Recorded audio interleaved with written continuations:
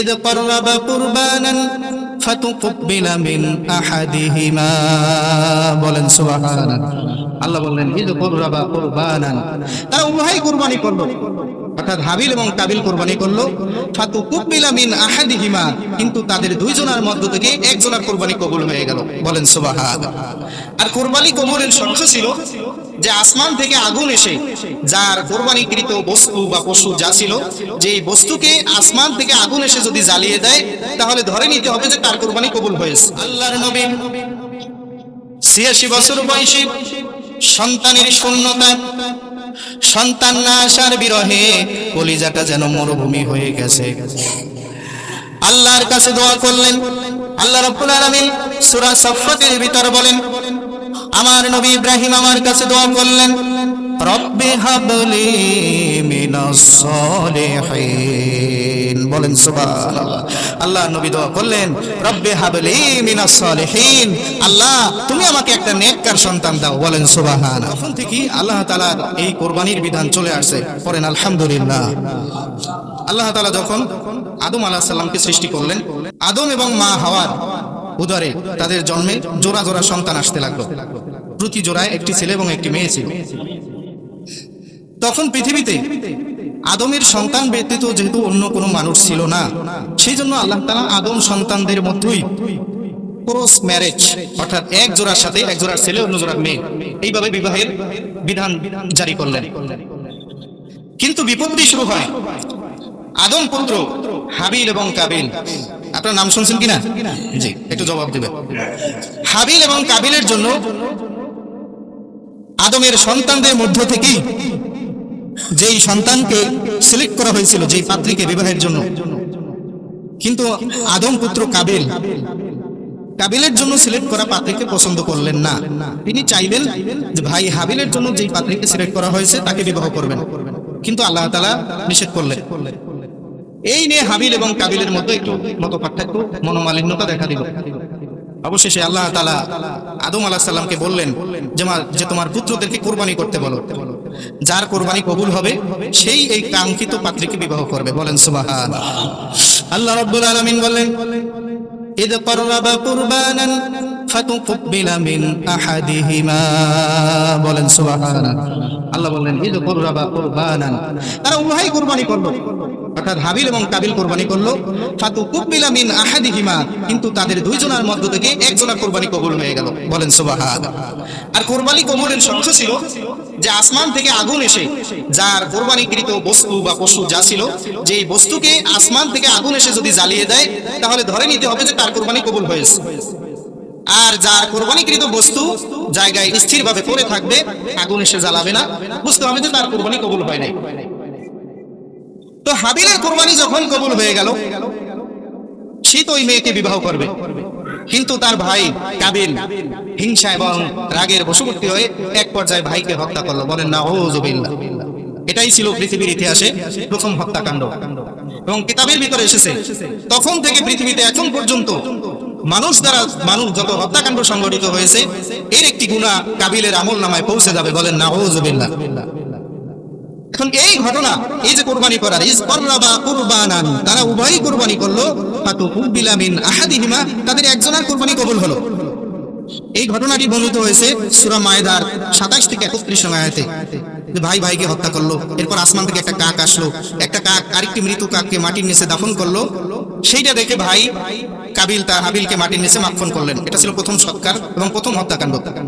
তাহলে এই ঘটনা আজকে আমার বলার উদ্দেশ্য না, কিন্তু এটা এজন্য বললাম যে কুরবানির বিধান শুধু আমাদের জন্যই না, বরং এই ঘটনার দ্বারা বোঝা যায় যে এটা আদম আলাইহিস সালাম থেকে চলে আসছে। বলেন সুবহানাল্লাহ।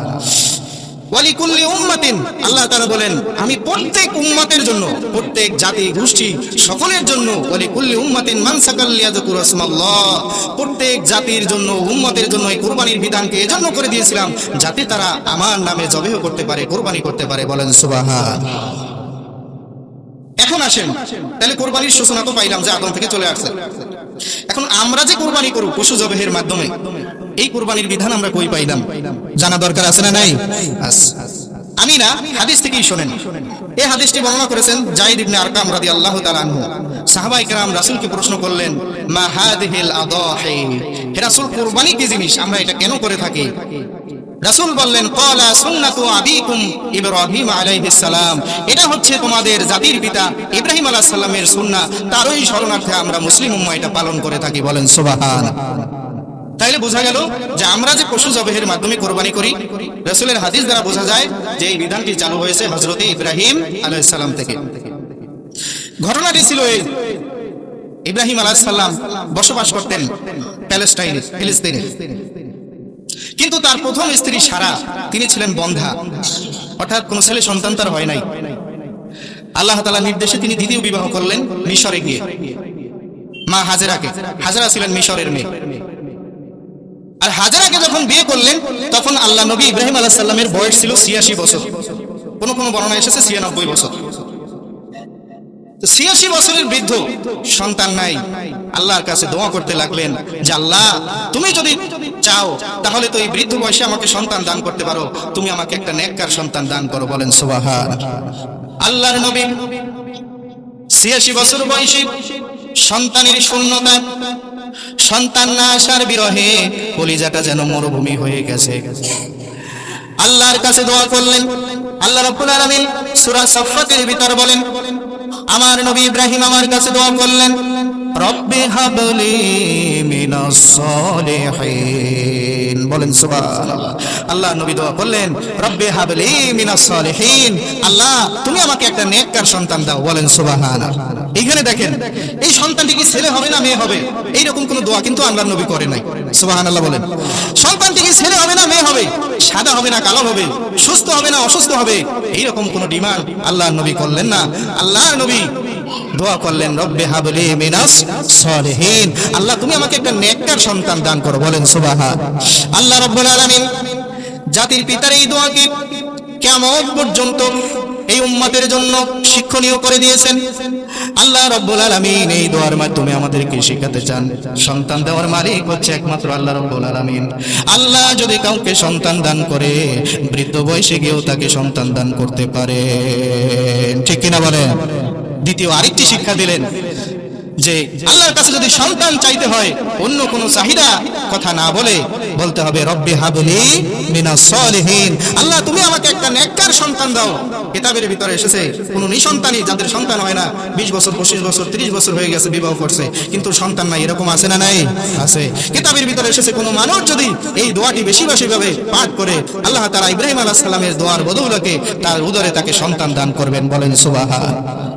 আল্লাহর নবী আরেকটি শিক্ষা দিলেন, সন্তান লাভের জন্য কোনো মাজারে গিয়ে, কোনো পীরের কাছে, কোনো বাবার কাছে সন্তান নাই। আল্লাহ যদি কাউকে সন্তান না দেন, মাদ্রাজ, ইন্ডিয়া, সিঙ্গাপুর গিয়েও সন্তান লাভ করা যাবে না। আর আল্লাহ রাব্বুল আলামিনের কাছে যদি কেউ সন্তান চান, আল্লাহ রাব্বুল আলামিন এই ঘটনার মাধ্যমে আমাদেরকে শিক্ষা দিলেন, আমি কাউকে সন্তান দান করলে বৃদ্ধ বয়সেও সন্তান দিতে পারি। বলেন সুবহানাল্লাহ। আল্লাহ নবী দোয়া করলেন, রব্বি হাবলি মিনাস সালিহিন, আল্লাহ তুমি আমাকে একটা নেককার সন্তান দান করো। বলেন সুবহানাল্লাহ। আল্লাহ রাব্বুল আলামিন হযরত ইব্রাহিমের এই বৃদ্ধ বয়সে আল্লাহর প্রতি তাওয়াক্কুল, আস্থা এবং বিশ্বাসকে এতটাই পছন্দ করলেন, আল্লাহ সাথে সাথে ইব্রাহিমের দোয়াকে কবুল করে নিলেন। সুবহানাল্লাহ।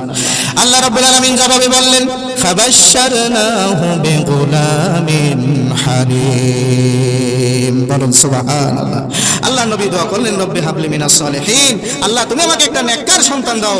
আল্লাহ তাআলা বলেন, ফাবাশশারনাহু বিগুলামিন হালিম, ফাবাশশারনা, আমি আল্লাহ তাকে সুসংবাদ দিলাম, বিগুলামিন হালিম, একটি স্থির বুদ্ধি জ্ঞান সম্পন্ন সন্তানের খুশখবরি তাকে জানাইয়া দিলাম। বলেন সুবহানাল্লাহ। গোলামে হালিম হচ্ছে সহনশীল, ধৈর্যশীল, স্থির বুদ্ধি জ্ঞান সম্পন্ন, ঠান্ডা মস্তিষ্কের সন্তানের খুশখবরি দিলাম। আর এই সন্তানটিকে যদি আল্লাহ স্থির বুদ্ধি জ্ঞান সম্পন্ন ধৈর্যশীল সন্তান না দিতেন, তাহলে তো এই সন্তান দিয়ে কোরবানি করতে পারতেন না। এই সন্তানটিকে যেন কোরবানি করা যায়, সেই জন্য আল্লাহ রাব্বুল আলামিন এই সন্তানটিকে বলেছেন বেগুলামিন হালিম। হালিম হচ্ছে আল্লাহ তাআলার একটি গুণবাচক নাম। আল্লাহ নিজের গুণবাচক নামকে ইসমাইলের চরিত্র, তার স্বভাব কেমন হবে সেইটার সাথে ব্যবহার করে জানাই দিলেন যে ইব্রাহিম, আমি তোমাকে একটি গোলামে হালিম, স্থির বুদ্ধি জ্ঞান সম্পন্ন একটি ধৈর্যশীল সন্তান দান করলাম। বলেন সুবহানাল্লাহ। এবার সন্তান আসলো, বেড়ে উঠতে লাগলো মা হাজেরার কাছে। কিছুদিন পরে আল্লাহ তাআলার পরীক্ষা শুরু হয়ে গেল। আল্লাহ রাব্বুল আলামিন বললেন যে ইব্রাহিম, এইবার তুমি তোমার সন্তানকে তোমার কাছ থেকে দূরে সরিয়ে দাও, একে তুমি নির্বাসনে দিয়ে আসো। ইব্রাহিম আলাইহিস সালাম বললেন যে আল্লাহ, এই সন্তানটি তো আমার একটা কাঙ্ক্ষিত সন্তান। কি বলেন? যেহেতু 5-10টা আমাদের মতো যেরকম সন্তান, এরকম সন্তান না, এটা ছিল কাঙ্ক্ষিত, বাঞ্ছিত, তোমার কাছ থেকে চেয়ে আনলাম, বৃদ্ধ বয়সে তুমি এই সন্তানটা দিলা, কিন্তু একে আবার দূরে রেখে আসবো কিভাবে আল্লাহ? এ তো দুধের শিশু, এ তো ছোট্ট মানুষ, এই অবুঝ অপ্রাপ্ত বয়স্ক বালক কি করে দূরে থাকবে? আল্লাহ হুকুম করলেন যে ইব্রাহিম, এর মাকে সহ অর্থাৎ মা হাজেরা এবং ইসমাইল উভয়কে তুমি নির্বাসনে দিয়ে আসো। বলেন সুবহানাল্লাহ। মুফাসসিরিনে কেরাম লিখেছেন, সন্তান যদি কাছে থাকে, বাবা যদি কোলে নেয়, চুমু খায়, বাবার গলা ধরে যদি সন্তান ঘুমায়, কাছে থাকলে মায়া বাড়ে না কমে? বাড়ে। আল্লাহ রাব্বুল আলামিন যেহেতু এই সন্তান দিয়ে ইব্রাহিমকে পরীক্ষা করবেন, সেই জন্য আল্লাহ রাব্বুল আলামিন আগে এই সন্তানকে দূরে সরানোর নির্দেশ দিয়ে দিলেন। বলেন সুবহানাল্লাহ। ইব্রাহিম আলাইহিস সালাম ফিলিস্তিন থেকে নিয়ে গেলেন মক্কায়। এখন যে কাবা শরীফ আছে, এই কাবা শরীফের তখন শুধু চিহ্ন ছিল, অর্থাৎ নূহ আলাইহিস সালামের প্লাবনের সময় কাবা শরীফ ভেঙে গিয়েছিল, ভেসে গিয়েছিল, শুধুমাত্র চিহ্নটুকু ছিল। পরবর্তীতে ইব্রাহিম এবং ইসমাইল আলাইহিস সালাম এটাকে সংস্কার করেছিলেন। তো শুধুমাত্র কাবা ঘরের চিহ্ন আছে, একটু নিদর্শন আছে যে এই জায়গায় একটা ঘর ছিল। এই ঘরের চিহ্ন ব্যতীত মক্কার মরুভূমিতে আর কোনো ঘর নাই, বাড়ি নাই, খাদ্য নাই, পানীয় নাই, লোক নাই, জন নাই, জনমানবহীন এই বসতিতে ধুধু মরু প্রান্তরে আল্লাহ নবী হাজেরা এবং ইসমাইলকে রেখে আসলেন। বলেন সুবহানাল্লাহ। কত বড় পরীক্ষা দেখেন তো। যেই সন্তানটি ছিল একটি কাঙ্ক্ষিত সন্তান, বৃদ্ধ বয়সে আল্লাহ দিলেন। সন্তান যখন আসলো, আল্লাহ বলেন যে একে দূরে দিয়ে আস। আল্লাহর নবী ব্যথিত মনে, কষ্ট রাখা মনে সন্তান এবং স্ত্রীকে নির্বাসনে দিয়ে যখন তার জন্মভূমিতে চলে আসতেছিলেন, আসার সময় স্ত্রী হাজেরাকে বললেন, হাজেরা, মন খারাপ করিও না, আমি যা কিছু বলতেছি আমার নিজের মন মস্তিষ্ক প্রসূত জ্ঞান দিয়ে কোনো কাজ করছি না। ওই পরাক্রমশালী আল্লাহ রব্বুল আলামিন আমাকে যে নির্দেশ দিয়েছে, ওই আল্লাহর নির্দেশ আমি পালন করে গেলাম। বলেন সুবহানাল্লাহ। মা হাজেরা বললেন, আল্লাহর নবী, আপনি আমার স্বামী, আমি বিশ্বাস করি আল্লাহর পয়গম্বরেরা কখনো নিজের মন মস্তিষ্ক প্রসূত জ্ঞান দিয়ে কোনো কাজ করেন না। যে আল্লাহ রব্বুল আলামিন আপনাকে আমাদেরকে নির্বাসনে দেওয়ার জন্য বলেছেন, আমি বিশ্বাস করি আমাদের সকল দায় দায়িত্ব ওই আল্লাহ রব্বুল আলামিন নিজ হাতে নিয়ে নিবেন। বলেন সুবহানাল্লাহ। রেখে আসলেন। খাদ্য পানীয় যখন শেষ হয়ে গেল, মা হাজেরা পানির জন্য ছোটাছুটি করতেছেন। ছোট্ট ইসমাইল পানির পিপাসায় তার কলিজা গলার কাছে চলে আসছে, মায়ের কাছে পানির আবেদন করলেন। মা হাজেরা পানির জন্য টই টই করে ঘুরতে লাগলেন মরুভূমিতে। সাফা এবং মারওয়া পাহাড়ের পাদদেশে চলে গেলেন, কিন্তু পানি পেলেন না। চিন্তায় পড়ে গেলেন সন্তানকে কিভাবে বাঁচাবেন। আল্লাহ রাব্বুল আলামিন জিবরাইলকে পাঠিয়ে দিলেন যে, জিবরাইল, তুমি গিয়ে আমার বান্দি হাজেরা এবং ছোট্ট ইসমাইলের পদচিহ্ন অনুসরণ করো।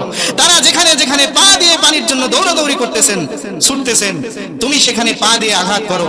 জিবরাইল আমিন এসে পা দিয়ে ইসমাইল এবং হাজেরার পদচিহ্নের উপর আঘাত করলেন।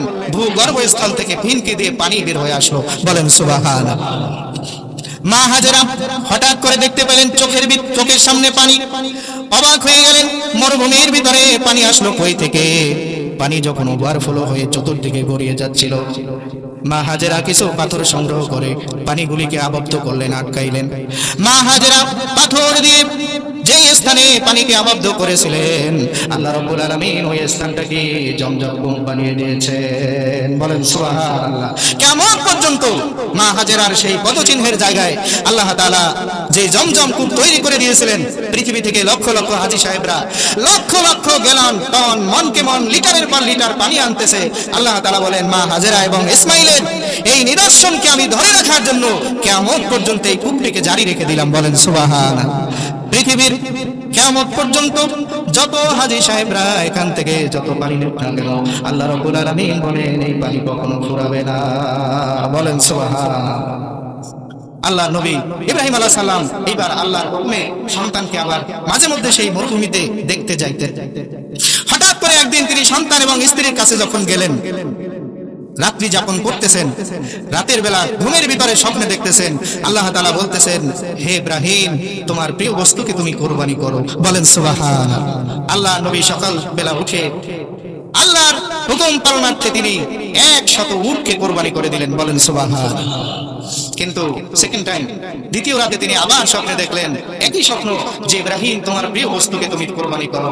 কিতাবের ভিতরে এসেছেন দ্বিতীয় দিন সকালে উঠে তিনি আবার একসাথে উঠকে আল্লাহর রাহে কোরবানি করে দিলেন, বলেন সুবহান।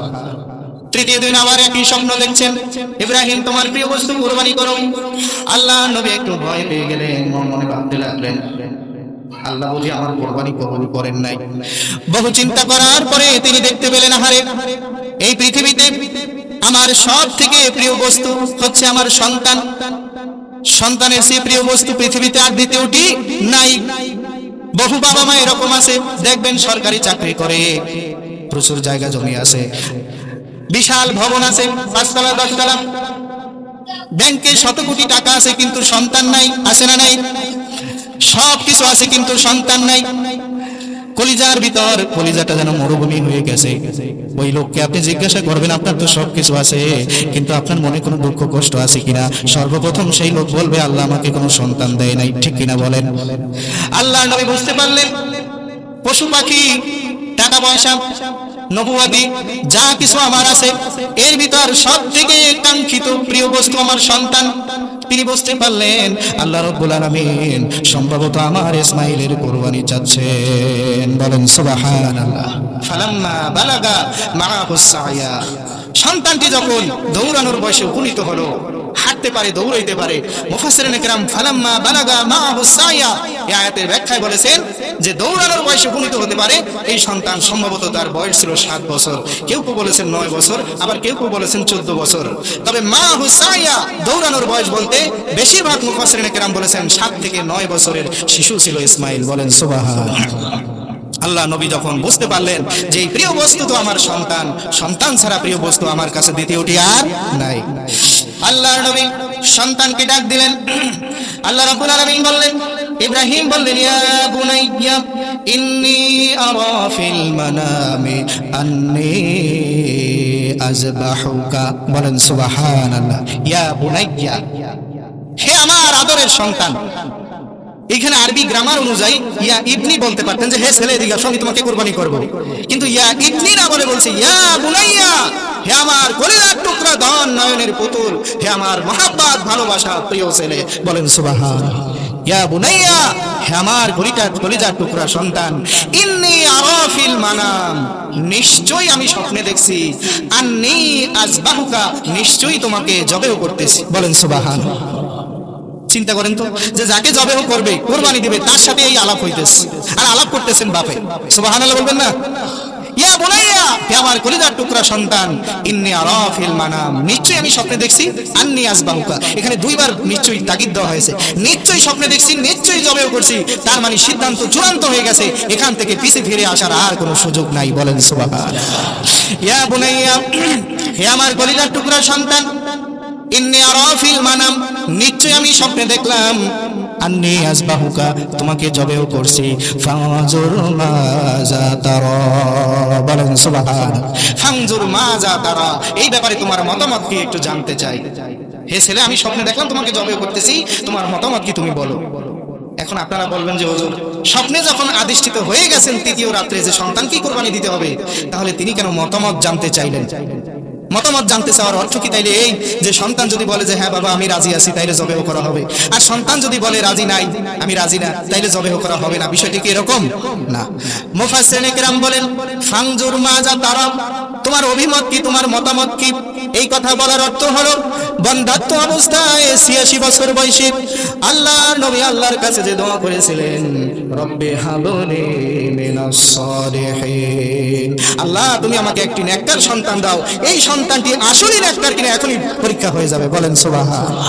আল্লাহ পরীক্ষা করতেছেন ইব্রাহিমকে, যে বৃদ্ধ বয়সে সন্তান পেয়ে সে তার সন্তানকে জবেহ করতে রাজি কিনা, আর ইব্রাহিম আলাইহিস সালাম পরীক্ষা করছেন তার সন্তানকে যে আল্লাহর কাছে যে নেককার সন্তান চেয়েছিলেন এই সন্তানটি আসলেই নেককার কিনা, তাই এখনই পরীক্ষা হয়ে যাবে, বলেন সুবহানাল্লাহ। ইয়া বুনাইয়া ইন্নী আরা ফিল মানাম, হে আমার সন্তান, নিশ্চয় আপনি স্বপ্নে দেখলাম, আন্নী আযবাহু নাহকা, তোমাকে জবেও করতেছি। ফানজুর মা যা তারা, এই ব্যাপারে তোমার মতামত কি, তোমার ওপিনিয়ন কি একটু বলো।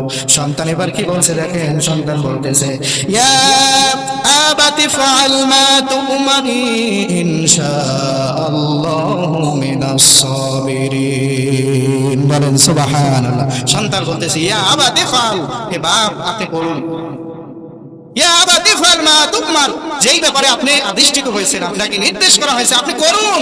সাতাজিদুনি ইনশাআল্লাহ মিনাস সাবিরিন, হে বাবা ইনশাআল্লাহ আপনি আমাকে ধৈর্যশীলদের অন্তর্ভুক্ত পাবেন। বলেন সুবহান। অর্থাৎ আপনি যখন আমাকে জবেও করবেন, কোন ধরনের দৌড়াদৌড়ি লাফালাফি ছোটাছুটি আমি করব না, হে বাপ আমি পালাবো না, ইনশাআল্লাহ অবশ্যই আল্লাহর ইচ্ছায় মিনাস সাবিরিন আপনি আমাকে ধৈর্য ধারণকারীদের অন্তর্ভুক্ত পাবেন, অর্থাৎ আমি রাজি হয়ে গেলাম। বলেন সুবহান। পৃথিবীর শ্রেষ্ঠ সংলাপ, পিতা এবং পুত্র। বাপ ছেলেকে বলতেছে আমি তোমাকে জবেও করব, আল্লাহ জবেও করতে বলছেন, আর ছেলে বলছে ইনশাআল্লাহ বাবা আমি রাজি হয়ে গেলাম। বলেন সুবহান। ইব্রাহিম আলাইহিস সালাম মা হাজেরার অনুমতি নিয়ে চলে গেলেন মিনায়। মিনায় যখন যাচ্ছিলেন, সন্তানকে নিয়ে রওনা করেছেন, প্রতিমধ্যে শয়তান এসে মা হাজেরাকে বললেন যে হাজেরা, যে ইব্রাহিম তোমাদেরকে এতদিন নির্বাসনে রাখলো, ছেলে সন্তানের খবর নিল না, সে তো তোমার সন্তানকে হত্যা করবে, সেই জন্য রওনা করেন। নাউজুবিল্লাহ। মা হাজেরা বললেন আরে শয়তান, আমি বিশ্বাস করি আমার স্বামী একজন আল্লাহর নবী, নবী তার কখনো সন্তানকে হত্যা করতে পারে না। শয়তান, অবশ্যই আল্লাহ রাব্বুল আলামিন তাকে নির্দেশ করেছেন, আর আল্লাহ নির্দেশ পালনে আমার স্বামী ইব্রাহিম শুধু একটি সন্তানকে না, আল্লাহ যদি আমাকে 100,000 ইসমাইল দান করতেন, সেই 100,000 ইসমাইলকে আল্লাহর রাস্তায় কুরবানি দেওয়ার জন্য আমি প্রস্তুত হয়ে যেতাম। বলেন সুবহান। শয়তান এইবার গিয়ে ইসমাইলকে কুমন্ত্রণা দিলেন, এবং ইব্রাহিম আলাইহিস সালামকেও যখন ভুল বুঝাইতেছিলেন, ইব্রাহিম আলাইহিস সালাম মিনার কাছাকাছি স্থান মুজদালিফা থেকে পাথর সংগ্রহ করে শয়তানের উদ্দেশ্যে তিনবারে 60টি করে পাথর নিক্ষেপ করলেন। বলেন সুবহান। আল্লাহ তাআলা ইব্রাহিম এবং ইসমাইলের এই যে শয়তানকে চ্যালেঞ্জ করে এই জবেহের স্থানে পৌঁছা পর্যন্ত এই ত্যাগ তিতিক্ষাকে এত পছন্দ করলেন, কিয়ামত পর্যন্ত যত হাজী সাহেবরা হজ করতে যাবে, মুজদালিফায় গিয়ে মিনার জামরাতে পাথর নিক্ষেপ করাকে ইব্রাহিমের শরণার্থে আল্লাহ তাআলা এটাকে হজ্জের নিয়ম করে দিলেন। বলেন সুবহান। এবার সন্তানকে নিয়ে যাওয়া হলো, সময় শেষ হয়ে যাচ্ছে, আমি সংক্ষেপে শেষ করে দিচ্ছি। সন্তানকে যখন মিনায় নিয়ে যাওয়া হলো, আল্লাহ তাআলা বলেন ফালাম্মা আসলামা ওয়া তাল্লাহু লিল জাবিন। বলেন সুবহানাল্লাহ। ফালাম্মা আসলামা, তারা উভয় পিতা এবং পুত্র আল্লাহর কাছে আত্মসমর্পণ করলেন। ওয়া তাল্লাহু লিল জাবিন, জবের জন্য ইসমাইলকে যখন কাট করে শোয়াই দেওয়া হয়েছিল, আপনারা জবের সময় গরু, ছাগল, দুম্বা, উট এগুলিকে জবের সময় যেভাবে কাট করে কিবলার দিকে শোয়াই দেন, ইব্রাহিম আলাইহিস সালাম পুত্র ইসমাইলকে কাট করে শোয়াই দিলেন এবং চোখ বেঁধে নিলেন, হাত পা বেঁধে নিলেন। ইসমাইল বললেন যে বাবা আমি তো আপনার সন্তান, কলিজার টুকরা, নয়নের পুতুলি, 86 বছরের কাঙ্ক্ষিত ফসল, আপনি যখন আমার মুখোমুখি হবেন, জবের সময় যখন আপনার চোখে আমার চোখ পড়বে, সন্তান হিসাবে আপনার মনের ভিতরে মায়ার উদ্রেক হতে পারে, আপনি ছুরি সঠিকভাবে চালাতে নাও পারতে পারেন, ও বাবা আপনি আপনার চোখটাকে নিজেও বেঁধে নেন। বলেন সুবহান। আল্লাহর নবী চোখ বেঁধে নিয়ে শরীরের সমস্ত শক্তি প্রয়োগ করে যখন তলোয়ার চালাচ্ছিলেন, কিতাবের ভিতরে এসেছে শরীরের সমস্ত শক্তি প্রয়োগ করে তলোয়ার চালাইতেছেন, কিন্তু আল্লাহ রাব্বুল আলামিন ইসমাইলের গর্দানটাকে লোহার থেকেও শক্ত বানাইয়া দিলেন। বলেন সুবহানাল্লাহ। সম্মানিত প্রিয় ভাইরা, আল্লাহ রাব্বুল আলামিন যখন দেখলেন যে ইব্রাহিম ছুরি চালাচ্ছেন কিন্তু ইসমাইলের গর্দান কাটতেছে না, এরপরে কিতাবের ভিতরে এসেছে ইব্রাহিম আলাইহিস সালাম রাগ করে যখন ছুরিটাকে ছুঁড়ে মারলেন, হাতের তলোয়ারটা একটা পাথরের উপরে পড়েছিল, পাথরের উপর তলোয়ার পড়ে পাথরটা দ্বিখণ্ডিত হয়ে গিয়েছিল, কিন্তু ইব্রাহিম আলাইহিস সালামের একটি পশমেরও ক্ষতি হলো না। বলেন সুবহানাল্লাহ। আল্লাহ রাব্বুল আলামিনের হুকুমে হযরত ইব্রাহিম আবার যখন চেষ্টা করছিলেন, আল্লাহ রাব্বুল আলামিন ঠিক এই মুহূর্তে ডাক দিলেন, ওয়ানাদাইনাহু আইয়া ইব্রাহিম। বলেন সুবহানাল্লাহ। ওয়ানাদাইনাহু আইয়া ইব্রাহিম, আল্লাহ ডাক দিয়ে বলেন হে ইব্রাহিম, কদ সাদ্দাকতার রুইয়া ইন্না কাযালিকা নাজহিল মুহসিনিন। হে ইব্রাহিম তুমি থামো, কদ সাদ্দাকতার রুইয়া, তুমি তোমার স্বপ্নকে সত্যে পরিণত করেছো, বাস্তবে রূপ দিয়েছো, ওয়া কাযালিকা নাজহিল মুহসিনিন, আমার মুহসিন বান্দাকে এইভাবে আমি পুরস্কৃত করি। বলেন সুবহান। হযরত ইব্রাহিম আলাইহিস সালাম চোখ খুললেন, চোখ খুলে দেখেন সন্তান দাঁড়িয়ে আছে পাশে, আর আল্লাহর হুকুমে একটি দুম্বা কুরবানি হয়ে গেছে। বলেন সুবহানাল্লাহ। আল্লাহ রাব্বুল আলামিন বলেন ইন্না হাদা লাহুয়াল বালাউল মুবিন ওয়াফাদাইনাহু বিযাবহিন আযীম। বলেন সুবহানাল্লাহ। আল্লাহ বলেন ইন্না হাদা লাহুয়াল বালাউল মুবিন। ইব্রাহিম, এটা ছিল তোমার জন্য একটি পরীক্ষা। আসলে তো আমি তোমার সন্তানের কুরবানি চাইনি, আমি তোমার কাছ থেকে পরীক্ষা নিয়েছি যে তুমি তোমার জীবনের সবথেকে প্রিয় বস্তুটাকে আমার রাস্তায় বিলিয়ে দিতে তুমি প্রস্তুত কিনা, এটা তোমাকে পরীক্ষা করেছে। ওয়াফাদাইনাহু বিযাবহিন আযীম, একটি মহান জবেহের মাধ্যমে। এই মহান জবেহ হচ্ছে অর্থাৎ জান্নাত থেকে আল্লাহ তাআলা দুম্বা পাঠিয়ে কুরবানির ব্যবস্থা করেছিলেন। বলেন সুবহানাল্লাহ। কিতাবের ভিতরে এসেছে যে তখন যদি ইসমাইল কুরবানি হয়েই যেত তাহলে মানব সভ্যতা এই পৃথিবী থেকে অনেক আগেই বিদায় নিত, কারণ প্রতি বছরই তো আমাদের সন্তানদেরকে কুরবানি দেওয়া লাগতো, ঠিক কিনা বলেন? সেজন্য আল্লাহ তাআলা একটি পশু কুরবানির মাধ্যমে এই কুরবানির সিস্টেমটাকে জারি করে দিলেন, যাতে করে আল্লাহর রাহে আমাদের প্রিয় বস্তু ধন সম্পদকে আমরা কুরবানি করতে পারি। বলেন সুবহানাল্লাহ। আল্লাহ বললেন সালামুন আলা ইব্রাহিম কাযালিকা নাজজিল মুহসিনিন। হে ইব্রাহিম, তোমার প্রতি আমি আল্লাহর পক্ষ থেকে সালাম। বলেন সুবহানাল্লাহ। শুধু তুমি না, কাযালিকা নাজজিল মুহসিনিন, কিয়ামত পর্যন্ত যত মুহসিন বান্দারা এইভাবে পরীক্ষা দিবে, তাদের প্রিয় বস্তুকে আমার সামনে নজরানা পেশ করে, আমি আল্লাহ সেই মুমিন বান্দাদেরকে এইভাবে পুরস্কার দান করব। বলেন সুবহানাল্লাহ। সম্মানিত উপস্থিতি, এই ছিল মোটামুটি কোরবানির ইতিহাস। আয়াত নাম্বার সূরা সাফফাতের 10 থেকে 110 নং আয়াত। এই আয়াতের মাধ্যমে এই ঘটনা আল্লাহ তাআলা আমাদেরকে শিখিয়েছেন। সেজন্য আসুন, আমাদের যাদের উপর কোরবানি ওয়াজিব হয়েছে, আমরা যথাযথভাবে আল্লাহর সন্তুষ্টি অর্জনের লক্ষ্যে নিজেরা কোরবানি করব। আর এই কোরবানির বিধানটিকে শুধুমাত্র একদিন বা 3 দিন, জিলহজের 10, 11, 12 এই 3 দিনের ভিতর সীমাবদ্ধ না রেখে বরঞ্চ এর থেকে আমরা শিক্ষা গ্রহণ করব, আল্লাহর রাস্তায় জান ও মাল ব্যয় করার জন্য নিজেদেরকে প্রস্তুত করব। আল্লাহ তাআলা আমাদের সবাইকে কবুল করুক, করেন আমিন। আল্লাহ তাআলা বলেছেন সূরা হজ্জের ভিতরে, লা ইয়ানালাল্লাহু লুহুমুহা ওয়ালা দিমাউহা ওয়ালাকিন ইয়ানালুহুত তাকওয়া মিনকুম। তোমাদের জবেকৃত পশুর গোশত, মাংস, রক্ত আল্লাহর কাছে কিছুই পৌঁছবে না। আল্লাহর কি গোশতের প্রয়োজন আছে বলেন? ওয়ালাকিন ইয়ানালুহুত তাকওয়া, কিন্তু পৌঁছবে তোমাদের তাকওয়া, তোমাদের অন্তর, তোমাদের ইচ্ছাটাকে আল্লাহ শুধু দেখতে চান যে আল্লাহর রাস্তায় তোমরা খরচ করতে প্রস্তুত কিনা। বলেন সুবহানাল্লাহ। সেজন্য আমাদের সন্তান, আমাদের সম্পদ, প্রিয় বস্তু যা কিছু আছে সবকিছু আমরা আল্লাহ যখন তার রাস্তায় বিলিয়ে দেওয়ার জন্য বলবেন, আমরা সকলে বিলিয়ে দেওয়ার জন্য প্রস্তুত আছি তো ইনশাআল্লাহ? ইনশাআল্লাহ। আল্লাহ আমাদের সবাইকে কবুল করুন, করে আমিন। কোরবানি কার উপরে ওয়াজিব? যেই ব্যক্তি কোরবানির 3 দিন, শোনেন, 10, 11, 12 3 দিন, 12 তারিখ সূর্যাস্তের পূর্ব পর্যন্ত হাওয়াইজে আসলিয়া হচ্ছে প্রয়োজনীয় জিনিসপত্র। আপনার থাকার জন্য একটা ঘর দরকার, ভাত খাওয়ার জন্য একটা প্লেট দরকার, এরপরে আপনার একটা পানি খাওয়ার জন্য একটা জগ, একটা গ্লাস দরকার। এই জন্য এইরকম প্রয়োজনীয় আসবাবপত্র ব্যতীত যেই ব্যক্তি জিলহজের 10 থেকে 12 তারিখ সূর্যাস্তের পূর্ব পর্যন্ত এই 3 দিনের ভিতর নেশাব পরিমাণ সম্পদের মালিক থাকবে, অর্থাৎ প্রয়োজনীয় আসবাবপত্র ব্যতীত যত সহায় সম্পত্তি, ব্যাংক ব্যালেন্স, সোনারূপা আছে, এগুলি যদি 7.5 ভরি স্বর্ণের পরিমাণ অথবা 7.5 ভরি স্বর্ণের দাম পরিমাণ যদি না হয়, অন্তত 52.5 তলার উপর পরিমাণও যদি এই সম্পদের মূল্য হয়, সেই ব্যক্তির উপরে কোরবানি ওয়াজিব। এই 3 দিনের যে কোনো একদিন সে কোরবানি করে দিতে পারবে, তবে প্রথম দিন নামাজের শেষে কোরবানি করা উত্তম। আরেকটা মাসালা শোনেন, যে কোরবানির পশু আপনারা একটু হৃষ্টপুষ্ট, ভালো স্বাস্থ্যের অধিকারী, সুস্থ মস্তিষ্কের অধিকারী এই ধরনের পশু ক্রয় করবেন। লুরা, ল্যাংড়া, কান কাটা, চোখ অন্ধ এইরকম কোনো পশু কোরবানি করা যাবে না। গরু, মহিষ এই ধরনের বড় প্রাণী, একটা প্রাণীতে 7 জন অংশীদার হতে পারবে, 1 থেকে 2 জন, 3 জন, 5 জন, 6 জন, 7 জন পর্যন্ত। আর ছাগল, দুম্বা, ভেড়া এই ধরনের ছোট প্রাণী আপনার একাই একজনের পক্ষ দিতে হবে। মৃত ব্যক্তির পক্ষ থেকে অর্থাৎ বাবা মায়ের পক্ষ থেকে যদি সন্তান কোরবানি করতে চায়, তাহলে বাবা মায়ের পক্ষ থেকেও ভাগে অংশগ্রহণ করতে পারবে, তবে নিজের উপর ওয়াজিব হলে আগে নিজেরটা আদায় করতে হবে, এরপর মায়ের দেন।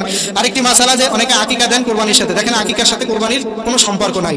আকিকার নিয়ম হচ্ছে সন্তান যখন দুনিয়াতে আসে 7 দিনের ভিতর আকিকা করা, তার নাম, সুন্দর নাম রাখা, তার মুখে মিষ্টি দেওয়া, ডান কানে আজান দেওয়া, এগুলি হচ্ছে জন্মের পরের সুন্নাত। যদি কেউ এটা দিতে অসমর্থ হয়, জীবনের যে কোনো সময়, এতে ঈদ কোরবানির দরকার নাই, যে কোনো সময় সে আকিকা দিতে পারবে, কোরবানির ভাগের সাথেও দিতে পারবে, কিন্তু কোরবানির সাথেই যে দিতে হবে, না দিলে হবে না, এরকম কিছু না। আকিকা দেওয়া সুন্নাত আর কোরবানি দেওয়া হচ্ছে ওয়াজিব। আকিকা জীবনে একবার দেওয়া সুন্নাত, আর কোরবানি প্রতি বছর একবার ওয়াজিব হয়, যে ব্যক্তি সাহেবে মাল হয়। আশা করি আপনাদের যদি কোরবানির ব্যাপারে আরো কোনো মাসালা প্রশ্ন থাকে, ইনশাআল্লাহ নামাজের পরে জিজ্ঞাসা করবেন, সঠিক উত্তর দেবো ইনশাআল্লাহ। আজকে যতটুকু আলোচনা করছি, আল্লাহ তাআলা এর উপর আমি সহ আমাদের সবাইকে আমল করার তৌফিক দান করুন, আমিন।